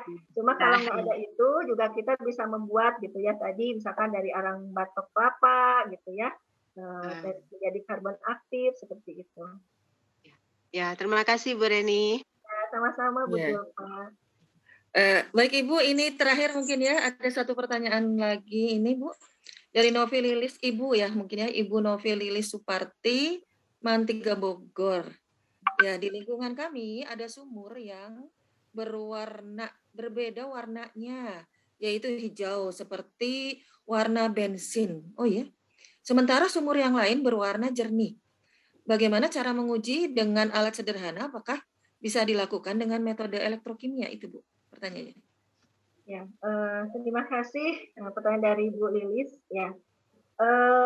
Bu Lilis, untuk warna air di air sumur ya, itu kan bisa warna hijau, bisa warna merah, bisa juga warna yang lainnya ya. Kalau merah itu biasanya merah atau kuning-kuningan ya, itu banyak mengandung Fe misalnya seperti itu. Dan warna hijau juga bisa saja selain oleh unsur tertentu, bisa juga oleh misalkan ada hewan atau tumbuhan yang lain ya, tumbuhan lain yang tumbuh ya di dalam air sumur tersebut ya, sehingga warnanya berwarna sehingga si airnya itu berwarna hijau. Saja ada alga gitu ya yang berwarna hijau yang tumbuh di sumur tersebut sehingga airnya berwarna hijau. Nah, tapi metode elektrokimia ini memang bisa untuk mendeteksi ya, unsur yang berada di dalam air ya, bisa. Tadi banyak metode yang sudah saya sampaikan, bisa dengan cara titrasi ya. Kalau titrasi itu kita bisa mengukur ya asam basanya. Kemudian kalau dengan potentiometri siklik ya, potentiometri siklik, stripping ya, itu kita bisa mendeteksi unsur apa yang berada di dalam air sumur tersebut. Itu sangat bisa sekali. Ya, sangat bisa sekali. Ya. Baik, demikian jawaban Ibu Dr. Reni. Bagaimana Ibu Novi? Silakan Ibu. Ada yang mau disampaikan? Ya, untuk ini Bu, kalau untuk elektrokimia dengan potentiometri ini bukan hanya senyawa logam saja yang bisa dideteksi, tetapi senyawa non logam juga yang organik ini bisa dideteksi secara potentiometri siklik. Ya, Masya Allah ya, luar biasa ya pencerahan dan insight kita hari ini. Karena waktu juga mungkin ya sekarang sudah 14.50 kita harus mengakhirinya. Mohon maaf ini sepertinya teman-teman, Bapak dan Ibu semua masih kurang puas ya. Mungkin nanti kita bisa memuaskan diri masing-masing dengan pertemuan berikutnya nih. Mungkin pihak panitia ini Bapak Agus Barkah juga saya lihat memantau dari tadi, beliau mengikuti kita. Mungkin nanti ada tanggapan Bapak mau disampaikan tidak? Ya. Ini bisa berlanjut nih Pak sesinya nih Pak, beneran Pak. Betul, Bu Tian. Ya, Ini karena saya ingin berkunjung kan, ingin langsung iya. apply. Kayaknya kita gitu. nanti ada agenda ini kalau sudah melelai ini masa pandemi harus kunjungan silaturahmi ke UMI langsung nih, ketemu sama Ibu dosen Bu Reni. Iya Pak, ditunggu. Ya, kita insya Allah mungkin kita agendakan untuk menindaklanjuti kegiatan ini, kita langsung observasi ke lapangan lah, supaya lebih mantap lagi ya. Ya, Insya nanti Allah, yang dari mudah-mudahan. Sumatera, yang dari Sumatera Barat sekalian lah. Iya. SPJ-nya lumayan. Ya, Tinggal nanti diminta, kita minta support ke Pak Direktur GTK. Oh iya.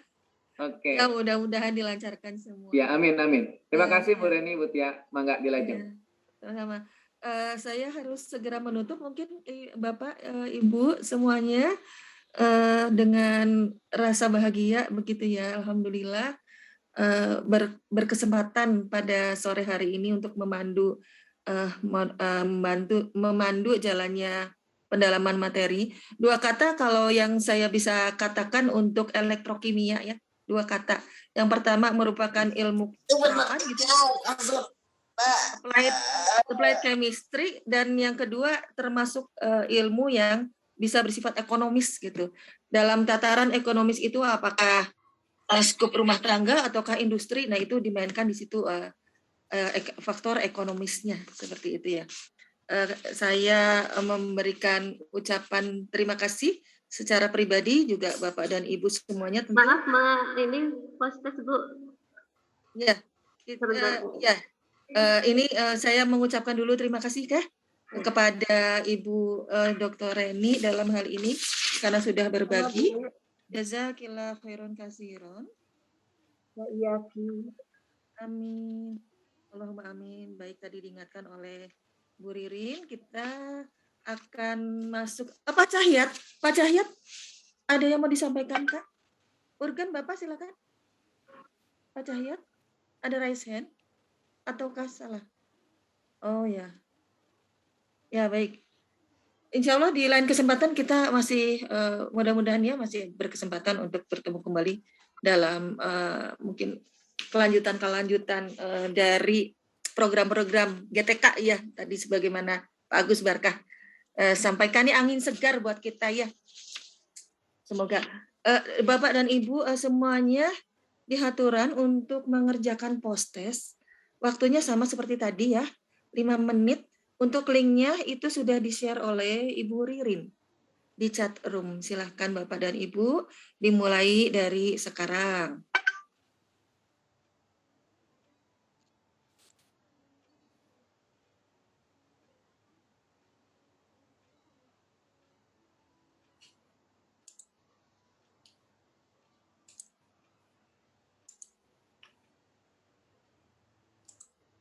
Saya coba membersamai dengan musik.